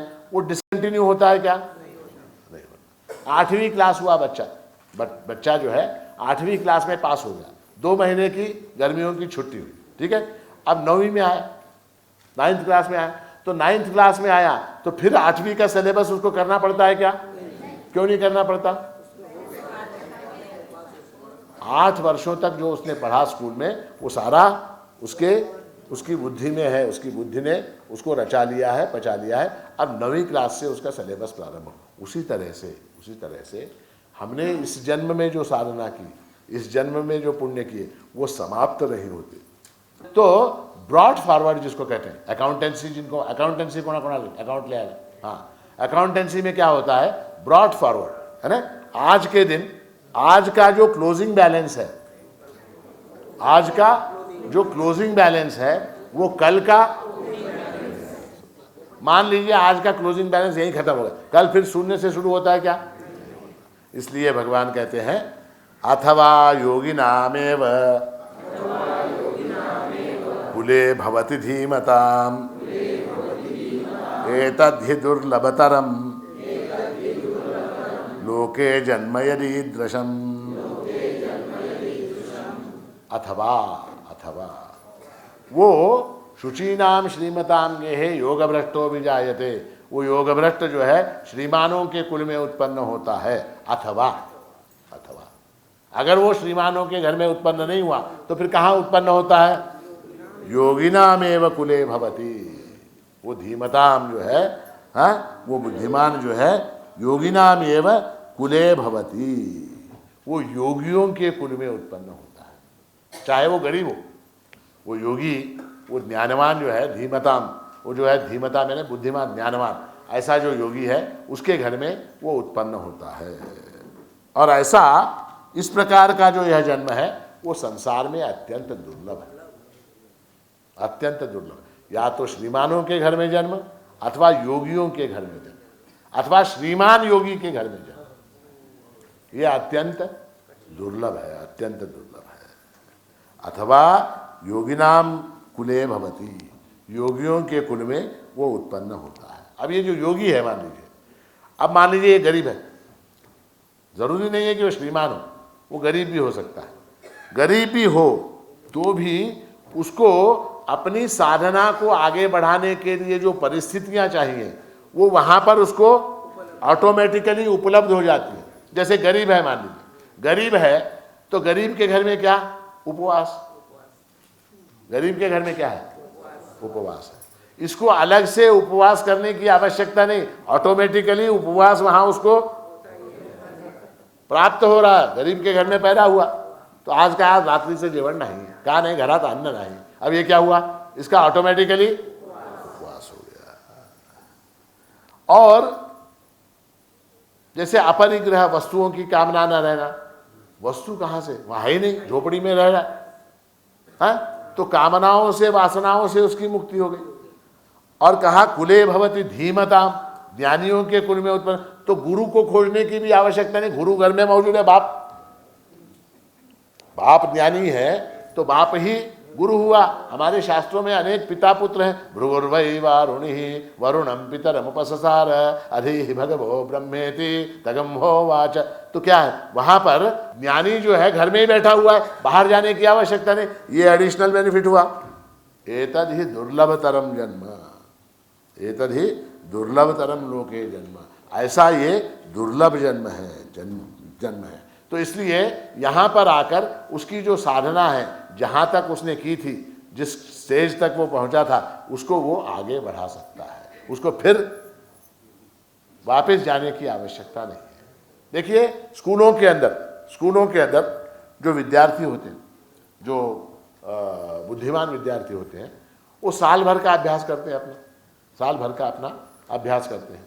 और परीक्षा के समय उनको फिर पेज नंबर 1 से शुरू करना पड़ता है क्या? नहीं, वो केवल रिवीजन करते हैं, केवल थोड़ा सा किताब को पलट लिया, अलट लिया, देख लिया, हो गया, उसका काम हो गया। क्यों हो गया? क्योंकि पिछले में उसने सारी तैयारी करके रखी हुई है, तो इसलिए ऐसा जन्म जो है उसको प्राप्त होता है। किसको? जो योग भ्रष्ट है, जिसने इस जन्म में साधना करने का प्रयास किया, किसी हद तक पहुंचा, और जो पूर्ण नहीं कर सका। ऐसे, क्योंकि अर्जुन का प्रश्न क्या था? वापस जाइए, अर्जुन का प्रश्न क्या था? बीच में ही अगर मेरा छूट गया तो मेरा क्या होगा? तो भगवान कहते तेरा कुछ बुरा नहीं होगा, तेरा कोई बुरा होने वाला नहीं है, अगर होगा तो अच्छा ही होगा। तत्र तम बुद्धि संयोगम लभते पौर्वदेहिकम यतते च ततो भूयः संसिद्धौ कुरु नंदन। तत्र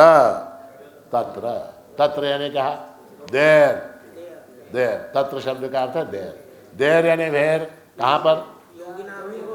वो जब पुनर्जन्म लेता है, वो फिर से जन्म ले। देखिए ये पुनर्जन्म का जो मामला है ना, वो बड़ा डेंजरस है, उसको समझने की आवश्यकता है।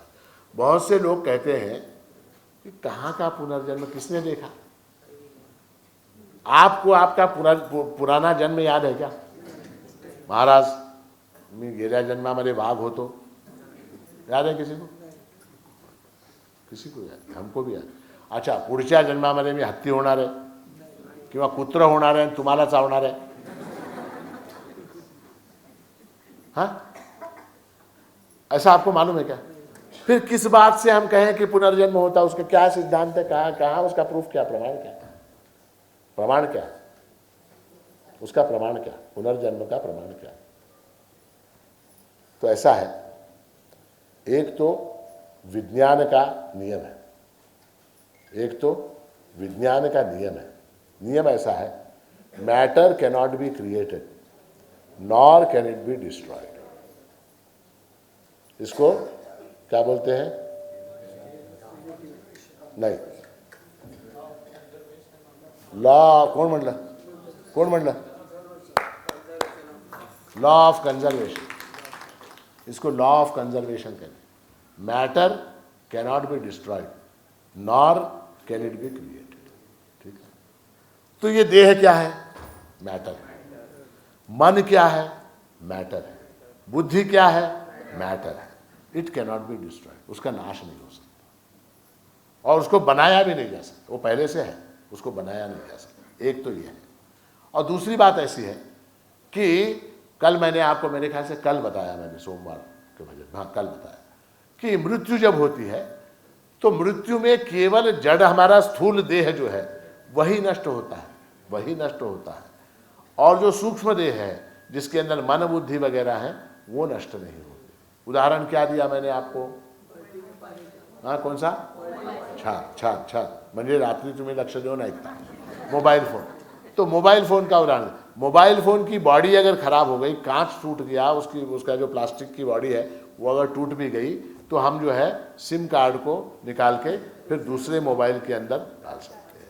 वो दूसरे मोबाइल में जब हम सिम कार्ड डालते हैं तो आपके सारे मैसेज, आपके सारे फोटो, आपके सारे वीडियो, आपके सारे कॉन्टैक्ट, आपका सारा रिकॉर्ड जो उसके अंदर है वो सारा का सारा यहाँ आता है कि नहीं आता? उसी तरह से एक जन्म हमारा जो हुआ, इस जन्म में जो भी हमारी इच्छाएं, जो भी हमारी वासनाएं, जो भी हमारा ज्ञान, जो हमारी साधनाएं, जो हमारे मन में इकट्ठा रिकॉर्ड करके रखा हुआ है, जो है वो सारा का सारा हम लेके जाते हैं और किसी अन्य देह में वहाँ पर फिर यही चालू हो जाता है, फिर यही चालू होता है।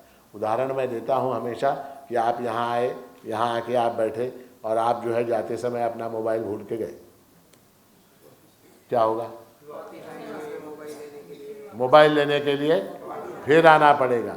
मोबाइल लेने के लिए आए और जाते समय चप्पल भूल के चले गए, तो फिर क्या? चप्पल लेने के लिए फिर आना पड़ेगा। चप्पल लेने के लिए आए, चप्पल ली आपने, चश्मा भूल के चले गए, फिर क्या? चश्मा लेने के लिए। इसीलिए वो 7 बार का आप भजन करते हैं ना, क्या? नरहरि से निज पद दे नको जन्म दूसरा। बार बार जो है वो पुनर्जन्म हमको नहीं चाहिए, ऐसी प्रार्थना है उसके अंदर। हमको पुनर्जन्म की आवश्यकता नहीं, मगर पुनर्जन्म क्यों होता है? क्योंकि हमारी वासनाएं, हमारी इच्छाएं, हमारे संकल्प, हमारे संस्कार, ये सारे के सारे बने रहते हैं। मोबाइल फ़ोन का उदाहरण लीजिए। मान लीजिए मोबाइल फ़ोन टूटने से पहले आपने सिम कार्ड में से सब कुछ डिलीट कर दिया, सिम कार्ड में से सब कुछ डिलीट कर दिया और नए फ़ोन में डाला, क्या होगा वहाँ? अगर इसके अंदर आपने बाकी रखा 300 कॉन्टैक्ट, 500 मैसेज, 800 फोटो, 400 गाने, 22 वीडियो, ये सारे के सारे वहाँ पर फिर बजने शुरू हो जाएंगे। ठीक है। तो दूसरी बात, ये तो लौकिक उदाहरण हुआ। शास्त्रीय उदाहरण, शास्त्रीय बात ऐसी है कि कोई भी वस्तु नष्ट नहीं होती, कोई भी वस्तु नष्ट नहीं होती और कोई भी क्रिया नष्ट नहीं होती, कोई भी क्रिया नष्ट नहीं होती। हमने जो कर्म किया उसका फल भोगना पड़ेगा, हमको भोगना पड़ेगा। जो कर्म किया उसका फल अवश्यमेव भोगना पड़ेगा। हमने पानी पिया, हमने पानी, फल क्या मिला? तृष्णा जो है शांत। हमने भोजन किया, क्या हुआ? फल। मैंने आपके मुंह में एक थप्पड़ लगाया, क्या हुआ? क्या हुआ? या तो उल्टा आप थप्पड़ लगाएंगे, हैं, कुछ ना कुछ करेंगे, आप रिएक्ट करेंगे। Every action has equal and opposite reaction. तो विज्ञान से भी सिद्ध है, आप जो कर्म करेंगे उसका फल आपको भोगना पड़ेगा। अब आपने जो कर्म किए, कर्म कितने किए? लाखों करोड़ों किए, वो सारे आपने भोगे क्या? नहीं भोगे, बैलेंस में बचे। तो बैलेंस में जो कर्म बचे, जो संचित कर्म हैं, उनको भोगने के लिए फिर से जन्म लेना पड़ेगा। और वो जन्म कैसा होगा? संचित में से थोड़ा सा हिस्सा, जितना इस काल में आप भोग सकते हैं, उसको प्रारब्ध कहते हैं, उसको प्रारब्ध कहते हैं। वो प्रारब्ध जो है उसको लेके हम पैदा होते हैं, उसका क्षय होता है, फिर जो है चुप बैठते हैं क्या? नहीं, फिर यहाँ नए कर्म करते हैं, फिर नए कर्म करते हैं। ये जैसा व्यापार में होता है, जैसा व्यापार में होता है कि मेरे पास 10 लाख रुपए हैं, मैंने फिक्स डिपॉजिट बैंक में रख दी, ठीक है, उसमें से 1 लाख निकाले, 1 लाख निकाले व्यापार करने के लिए। वो 1 लाख लेके मैंने व्यापार किया, मुझको फायदा कितना हुआ? 2 लाख का हुआ। हाँ, 2 लाख का हुआ फायदा, 2 लाख का हुआ। 1 लाख मैंने उसमें से 10 लाख में से लिया था, उसके ऊपर 2 लाख का फायदा हुआ। अब मेरे हाथ में कितने? 3 लाख, 3 लाख, हाँ 3 लाख। पहले के बैंक में कितने? 9 लाख। अब मेरे कितने हो गए? अब 12 लाख हो गया, अब फिर 12 लाख हो गया, है ना। तो इस तरह से ये कर्म का चक्र जब तक चलता रहेगा तब तक जन्म का चक्र चलता रहेगा। तो ये जन्म जो है अवश्यमेव होने वाला है, अवश्यमेव होने वाला है। अब सवाल यह है कि वो जो जन्म होने वाला है वो कैसा हो, वो हमारे हाथ में है। पुनर्जन्म, हम जो कहते हैं ना परमात्मा की मर्जी, अब वो क्या करेगा? परमात्मा की कोई मर्जी नहीं है यहाँ पर, मर्जी हमारी है, मर्जी हमारी है। हमने अगर पुण्य कर्म किए तो हमको पुण्य लोक की प्राप्ति होगी, पुण्य देह की प्राप्ति होगी। हमने पाप कर्म किए, पाप लोक की प्राप्ति होगी, पापी देहों की प्राप्ति हो जाएगी, पाप योनि में हमारा जन्म होगा। ठीक है, तो इसलिए पुण्येन पुण्यम लोकम नयति पापेन पापम उभाभ्यामेव मनुष्य लोकम। मैं हमेशा बताता हूँ, पुण्य पाप जब समान हो जाते हैं तब मनुष्य जन्म प्राप्त होता है। इस मनुष्य जन्म में ही हमको निर्णय करना है, उसके बाद फिर निर्णय करने की गुंजाइश नहीं। मान लीजिए आपने पुण्य कर्म किया और आप स्वर्ग में चले गए, तो फिर वहाँ क्या, वहाँ फिर आपको कोई गुंजाइश नहीं, वहाँ सिर्फ दो ही काम, वहाँ ज्ञान प्राप्ति भी नहीं है, वहाँ मोक्ष भी नहीं है, वहाँ जब तक वीसा है तब तक मजा करें, फिर वापस आओगे, ये निश्चित है। अब देखिए इसके अंदर ऐसा है कि देखिए कैसा होता है कि हम लोग सब इतने सारे मनुष्य हैं, हर एक का स्वभाव अलग है, हाँ, हर एक की विचार करने की पद्धति अलग है, हर एक के संस्कार अलग हैं, हर एक की भाषा अलग है, हर एक का हैंडराइटिंग अलग है, हर एक के फिंगर प्रिंट जो है अलग अलग है, हर एक के चेहरे की बनावट अलग अलग है। उसके बाद हर एक का क्या बोलते हैं उसको, किसी चीज़ के प्रति दृष्टिकोण अलग अलग है। इतना क्यों अलग अलग लोगों की बात क्यों कर रहे हैं? एक घर में पैदा हुए बच्चे, भाई बहन, भाई दो भाई हैं, उसमें हमारे घर में जुड़वा है, एक एक दृष्टि से सोचता है, एक दृष्टि से सोचता है। क्यों? एक को क्रिकेट में रुचि है, एक को फोटोग्राफी में रुचि है, वो कैमरा नहीं पकड़ता, ये बैट नहीं पकड़ता। क्यों नहीं पकड़ता? वो पूर्व जन्म के संस्कार है, वो पूर्व जन्म। जब तक देखिए ये जैसे घड़ी है, कौन सी है ये? टाइटान घड़ी, ठीक। अब ये टाइटान घड़ी जिस फैक्ट्री में तैयार हुई, वहां पर ऐसी लाखों घड़ियां तैयार हुई, इस मॉडल की लाखों घड़ियां। तो जितनी घड़ियां निकली उनके अंदर कोई फर्क है क्या? बाल बराबर फर्क नहीं है, सारी घड़ियां सेम टू सेम। अगर पूर्व जन्म का फंडा न होता, अगर पूर्व जन्म के संस्कारों का, वासनाओं का, कर्मों का फंडा न होता, तो हम सब कैसे होते? इस घड़ी के जैसे सेम टू सेम, चेहरे सबके सेम, बाल सबके सेम, हाँ, दांत, आंख, नाक सबके सेम, शरीर सबका सेम, स्वभाव सबका सेम, सब सेम, ऐसे हम होते। तो कैसा होता? क्लोन एक ये है ना, ये घड़ी की तरह, ये घड़ियां, लाख घड़ियां सब एक सेम है। तो ऐसे 135 करोड़ हम हिंदुस्तानी, हम कैसे? सेम, किसी में कोई फर्क नहीं। चेक के ऊपर सिग्नेचर, मेरी भी सेम, तेरी भी सेम, पत्नी मेरी भी सेम, कहां से पहचानेगा? अच्छा, अब उसमें गड़बड़ है, पत्नी कहां से होती? सेम जब होंगे तो सेम सेक्स होगा, अलग अलग कहां से होंगे? वो भी नहीं होगा। या तो सारे पुरुष होंगे या सारी महिलाएं होंगी, या तो जगत में जितने हैं वो सब पुरुष ही पुरुष अथवा महिला ही महिला। ऐसा होता कि नहीं? तो हमको जो ये सब चीजें प्राप्त हुई हैं, कोई पुरुष है, कोई महिला है, कोई धनवान है, कोई गरीब है, कोई विद्यावान है, कोई रूपवान है, कोई बलवान है, हाँ, ये सब अलग अलग जो हमको गुण स्वभाव वगैरह जो प्राप्त हुए हैं, वो किसके कारण हुए हैं? तो हमारे पूर्व जन्म के लिए। इसलिए यहाँ भगवान कहते हैं तत्रतम बुद्धि संयोगम लभते पूर्वदैहिकम। यहाँ पर इस जन्म में तुमको क्या? बुद्धि का संयोग प्राप्त होगा, बुद्धि संयोग प्राप्त होगा, अनायास ही प्राप्त होगा। और कैसे? पूर्वदैहिकम, पुराने देह में तुमने जैसी साधना की होगी, तुमने जैसा कुछ कर्म किया होगा, उसके अनुरूप जो है तुमको वो सारे संस्कार वहाँ पर प्राप्त हो जाएंगे। फिर उससे क्या हो जाएगा? फिर उससे साधन की सिद्धि के विषय में विशेषता से फिर प्रयत्न करने लग जाता है। यतते च ततो भूयः, यतते, वो क्या करता है कि जब उसको साधन सामग्री सब इतनी इजीली प्राप्त हो जाती है, सब जैसा मैंने आपको बताया, गरीब के घर में, योगी के घर में जन्म हुआ, अन्न ही नहीं है, उपवास, गुरु वहाँ अवेलेबल है, हाँ, वस्तुएं नहीं है तो कामना भी नहीं है, तो सारा माहौल, वैराग्य का वातावरण, सारा सब कुछ वहाँ पर प्राप्त हो गया। अब वो प्राप्त हो गया तो उससे क्या हो जाएगा? यतते च ततो भूयः, वो फिर से अपना प्रयत्न, भूयः यानी फिर से, पुनः भूयः, हाँ, संसिद्धौ, किस लिए प्रयत्न करेगा? संसिद्धि के लिए, आत्मस्वरूप के साक्षात्कार के लिए वो बिना प्रयत्न करेगा। ये देखिए, ये पुनर्जन्म की बात ऐसी है कि हमारा जो जन्म होता है माता के गर्भ से, तो माता केवल हमारे शरीर को जन्म देती है। माता जो है वो केवल हमारे शरीर को जन्म देती है, हमारी बुद्धि को नहीं देती। वो बुद्धि जो है हम वहाँ से लेके आते हैं। कहाँ से?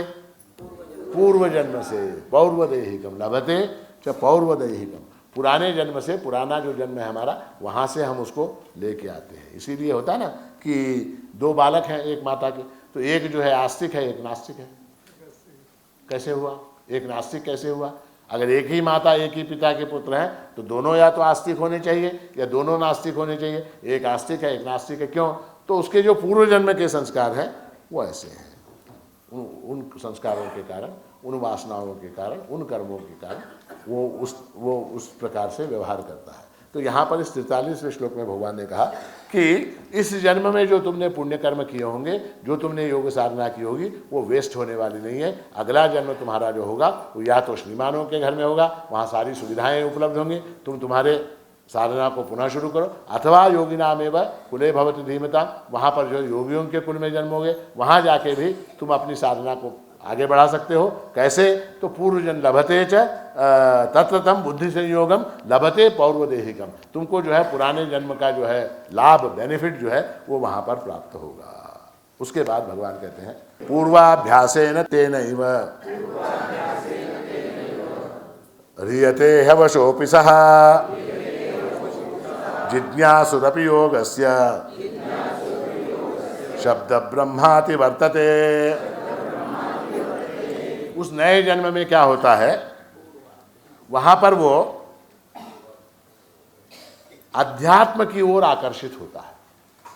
अध्यात्म की ओर नया जन्म जो उसका होता है, उस जन्म में वो अध्यात्म की ओर आकर्षित होता है।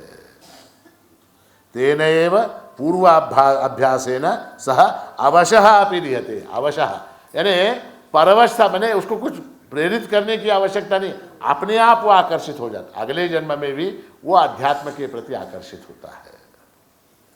और योगस्य जिज्ञासु अपि शब्द ब्रह्म अतिवर्तते। शब्द ब्रह्म शब्द जो है टेक्निकल है। शब्द ब्रह्म का अर्थ है वेदों में जो लौकिक कामनाओं के विषय में जो कुछ कहा गया है।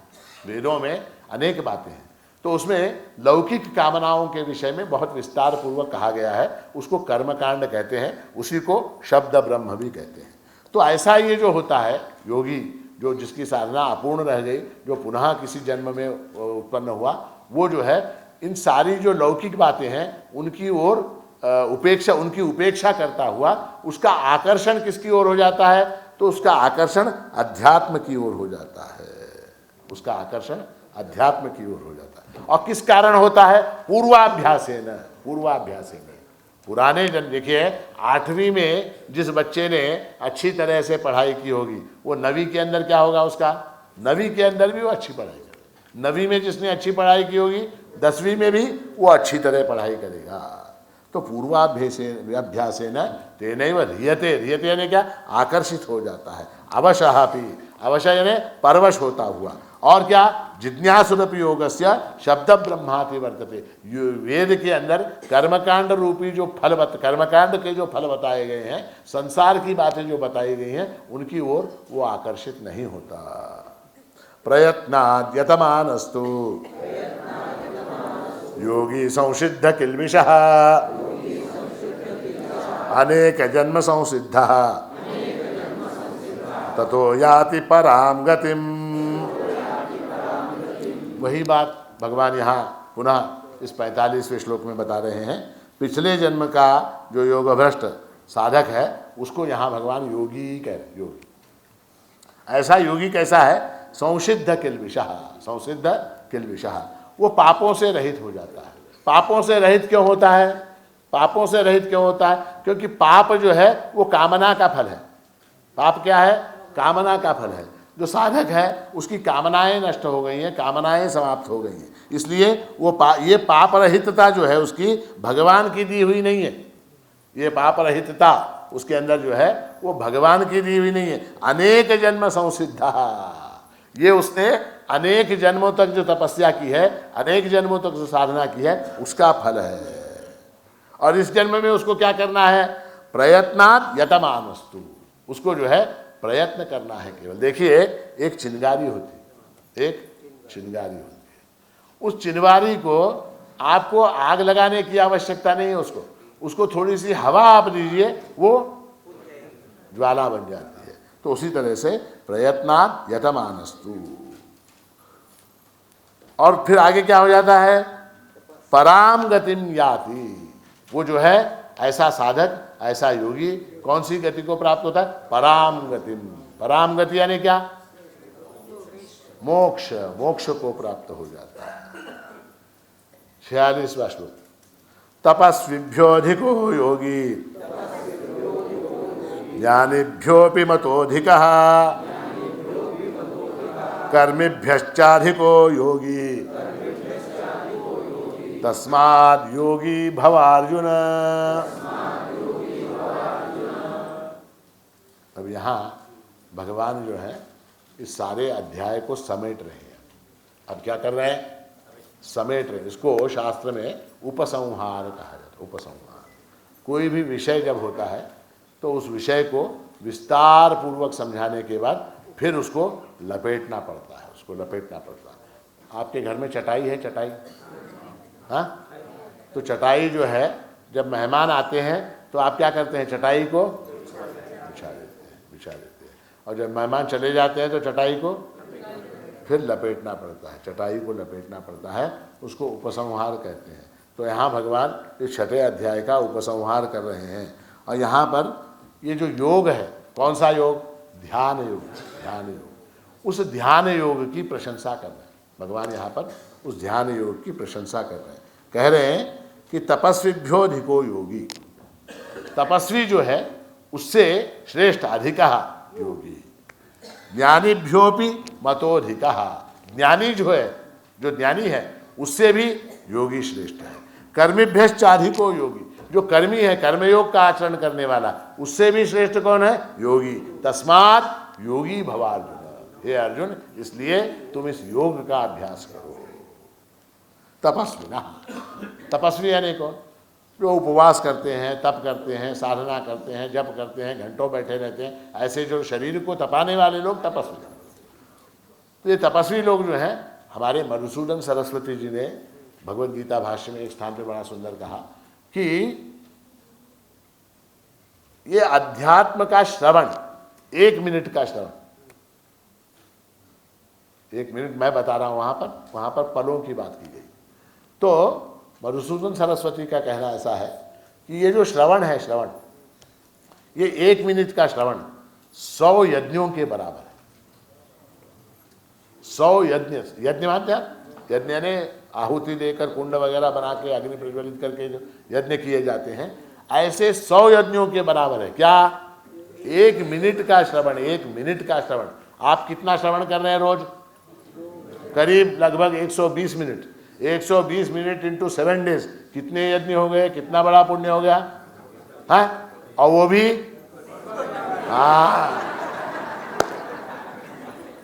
फुकट फुकट। हम लोग सब मुफतलाल ग्रुप के हैं। मुफतलाल ग्रुप मालूम? मुफतलाल ग्रुप कपड़ा बनाने वाले, वो मफतलाल है, हम मुफतलाल। तो तपस्वी जो है, वो उपवास वगैरह करने वाले लोग, इनसे ये ध्यान योग का जो योगी है वो श्रेष्ठ है। ज्ञानी, ज्ञानी कौन? श्रवण मनन निध्यासन करने वाला ज्ञानी है, उससे भी ये योगी श्रेष्ठ है। कर्मी यानी कौन? कर्मी यानी कर्मयोग का आचरण करने वाला जो है वो कर्मी है। उस कर्मी से भी ये योगी जो है, योगी कौन सा? जो ध्यान कर रहा। ध्यान यानी क्या? फिर वापस पहला पाड़ा पंचायत। ध्यान यानी क्या?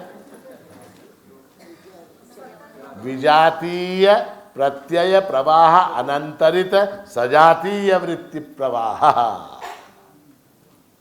विजातीय प्रत्यय प्रवाह अनंतरित सजातीय वृत्ति प्रवाह। विचारों का जो प्रवाह है, वृत्तियों का जो प्रवाह है, वो विजातीय प्रत्यय अनंतरित, यानी अनात्मा का जो विचार है वो उस विचार को न लाते हुए आत्मा संबंधी, प्रभु संबंधी, परमात्मा संबंधी जो विचार है उसके सजातीय, उसके एक टाइप के ऐसे विचार जो हैं उनके प्रवाह का नाम जो है ध्यान है। तो ऐसे ध्यान का अभ्यास करने वाला जो योगी है वो तपस्वी से, वो ज्ञानी से, वो कर्मी से श्रेष्ठ है। और इस भगवत गीता के 6ठे अध्याय का ये अंतिम श्लोक किती बरं वाटलं लगे एकदाची कटकट योगिनामपि सर्वेषां मद्गतेनान्तरात्मना श्रद्धावान् भजते यो माम् समे युक्ततमो मतः। अब यहाँ तक भगवान ने कहा कि तपस्वी से, ज्ञानी से, कर्मी से योगी श्रेष्ठ है। अब यहाँ पर अंत में भगवान अपना मत बता रहे, आता माझं ऐका। आतापर्यंत कोणाचं ऐकलो? आतापर्यंत कोणाचं ऐकलं? आतापर्यंत तुमचंच ऐकत, पुढेही तुमचंच ऐकायचं, तरी सुद्धा आता माझं ऐका। आता काय ऐकावं तुमचं? ये जो योगी हैं, हाँ, जिनकी प्रशंसा 46वें श्लोक में की, योगी नाम अपनी सर्वेशाम, ऐसे जो सारे योगी हैं उनमें भी मदगतेन अंतरात्मना, जिनकी अंतरात्मा मदगत, मदगत यानी मुझ में तल्लीन हो गई है। मदगत यानी श्रद्धावान भक्त जो है, जो मुझ में तल्लीन हो गए हैं। तो योगी नाम अपनी सर्वेशा, इन सारे योगियों में भी जिनका मन मेरे अंदर तल्लीन हो गया है, और श्रद्धावान भजते यो मां, जो श्रद्धापूर्वक मेरा भजन करते हैं, जो श्रद्धापूर्वक मेरा भजन करते हैं, समय युक्त तमो मता, वो सर्वश्रेष्ठ है। वो क्या है? सर्वश्रेष्ठ है।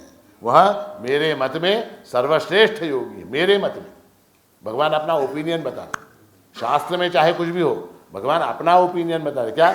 जो श्रद्धावान भजते यो माम, जो श्रद्धापूर्वक मेरा भजन करते हैं, वो जो है योगी है, सर्वश्रेष्ठ योगी है। यह श्रद्धावान मदगतेन अंतरात्मना, मदगत यानी मेरे अंदर जिनका मन जो है वो तल्लीन हो गया है। और श्रद्धावान, श्रद्धा यानी क्या? श्रद्धावान लभते ज्ञानम तत्पदः संयतेन्द्रियः ज्ञानम लब्ध्वा पराम शांतिम अचिरेणाधिगच्छति। भगवान ने कहा श्रद्धा यानी क्या?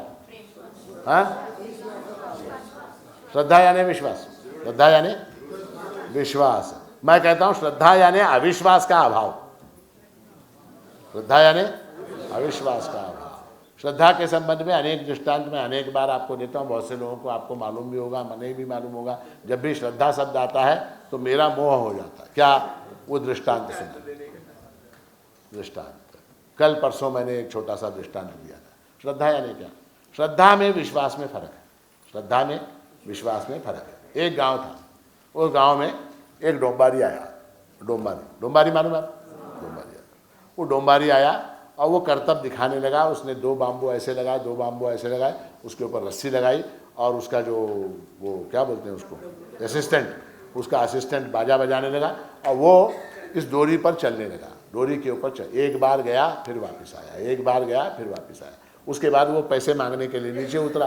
गांव के सारे लोग गोल घेरा बना के खड़े थे। उसने पूछा कि आपको विश्वास है क्या मैं इसके ऊपर फिर से चल सकता हूँ? मैं पुनः हे करू शकतो का? हाँ, लोगों ने कहा हाँ जरूर कर सकते। क्यों नहीं कर सकते? तुम जरूर कर सकते, हमको पूरा विश्वास है तुम कर सकते हो। एक पिता अपने छोटे बच्चे को लेके खड़ा था। उसने कहा असं असेल तुमच्या मुलाला जर त्याला कडेवर घेऊन मी चालतो, त्याला कडेवर घेऊन मी त्याच्यावरून चालतो म्हणाला। आता हा द्यायला तयार नहीं। क्यों? उसको विश्वास है कि वो डोरी पर से चल सकता है, मगर श्रद्धा नहीं है। श्रद्धा नहीं। वो बताता हूँ ना, मैं आपको एक यात्री था बद्री केदार का, बद्री केदार गया एक यात्री, और बड़ा श्रद्धावान, बड़ा भक्तिवान, ओम नमः शिवाय, ओम नमः शिवाय, ओम नमः शिवाय करते हुए वो गया बद्री केदार। तो वहाँ बद्रीनाथ से केदारनाथ का जो रास्ता है वो कहते हैं कि 14 किलोमीटर का रास्ता है, बड़ा संकरा है, बड़ा छोटा है, और वहाँ हज़ारों घोड़े आते रहते हैं, हज़ारों घोड़े जाते रहते हैं, हज़ारों लोग चढ़ते हैं, हज़ारों लोग उतरते हैं। वो घोड़ों की लीद के कारण रास्ता चिपचिपा हो जाता है, पैर फिसलता है। ऐसे दुर्गम ऐसा वो रास्ता है। उस रास्ते पर हमारा भक्त जो है ओम नमः शिवाय, बोले ओम नमः शिवाय, ओम नमः शिवाय, ओम नमः शिवाय, ओम नमः शिवाय करते हुए वो यात्रा कर रहा है, चढ़ रहा है ऊपर बेचारा। इस तरफ देखें तो मंदाकिनी नदी है, हज़ारों फीट नीचे मंदाकिनी नदी है। इस तरफ देखें तो पहाड़ हैं हज़ारों फीट ऊंचे। ऐसे रास्ते से हमारा भक्त ओम नमः शिवाय, ओम नमः शिवाय करते हुए जा रहा है। उसको अचानक किसी का धक्का लग गया, धक्का लगा, गिर गया। अब गिरा तो खाई में नदी की तरफ गिरा, और ओम नमः शिवाय के पुण्य प्रताप से, उस नामस्मरण के फल से क्या हुआ, उसको एक झाड़ की फांदी मिल गई, उसको पकड़ लिया। अब वो फंटी को ऐसे पकड़ा है शिष्य और भक्त, और नीचे देख रहा नदी है, गहरी नदी, ऊपर देख रहा पहाड़ है। अब क्या करेगा ऐसी परिस्थिति में, क्या करेगा? ओम नमः शिवाय, ओम नमः शिवाय, ओम नमः शिवाय, ओम नमः शिवाय। उस नामस्मरण के प्रताप से भगवान शंकर नदी के पात्र में प्रकट हुए, नदी के पात्र में प्रकट हुए। किस प्रकार प्रकट हुए? तो कल हमने देखा क्या, ओढ़े छाला बाघांबर नीको, माथे चंदन टीको, भोला तोरी सूरत लागत नीको। तो ऐसे वेश में भगवान शिव जो है त्रिशूल डमरू वगैरह लेके वहाँ पर गले में गले रुंड माला, कान भुजंग सुहावत कुंडल, हाँ ओढ़े छाला बागांबर नीको, कल हमने गाया भजन। तो वो जो भगवान शिव का रूप है, उस रूप के अंदर भगवान शिव जो है वहाँ प्रकट हुए। उन्होंने देखा ऊपर उनका भक्त जो है वो पेड़ को लटक के ओम नमः शिवाय, ओम नमः शिवाय बोल रहा। तो भगवान ने कहा, तो इसने देखा नीचे भगवान आए। तो भगवान ने कहा आजा, मैं तेरे को पकड़ता हूँ। भगवान ने क्या कहा? आजा, मैं तेरे को पकड़ता हूँ। ये क्या बोला? भगवान आपको पकड़ना है, कुछ करना है, डोरी डालो, हेलीकॉप्टर भेजो, आर्मी को भेजो, प्रधानमंत्री को फोन करो, कुछ भी करो, मैं इसको नहीं छोड़ सकता।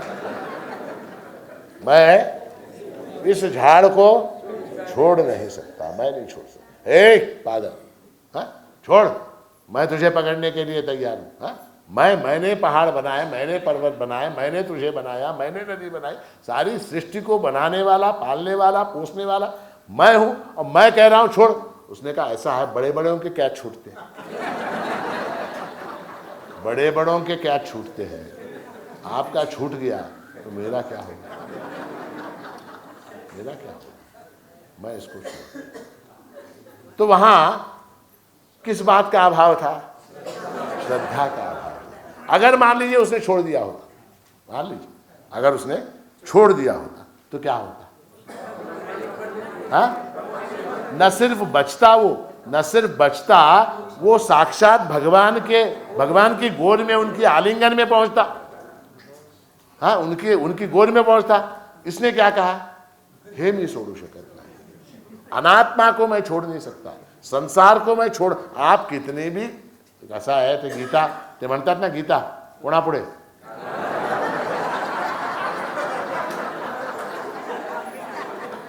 आप कितना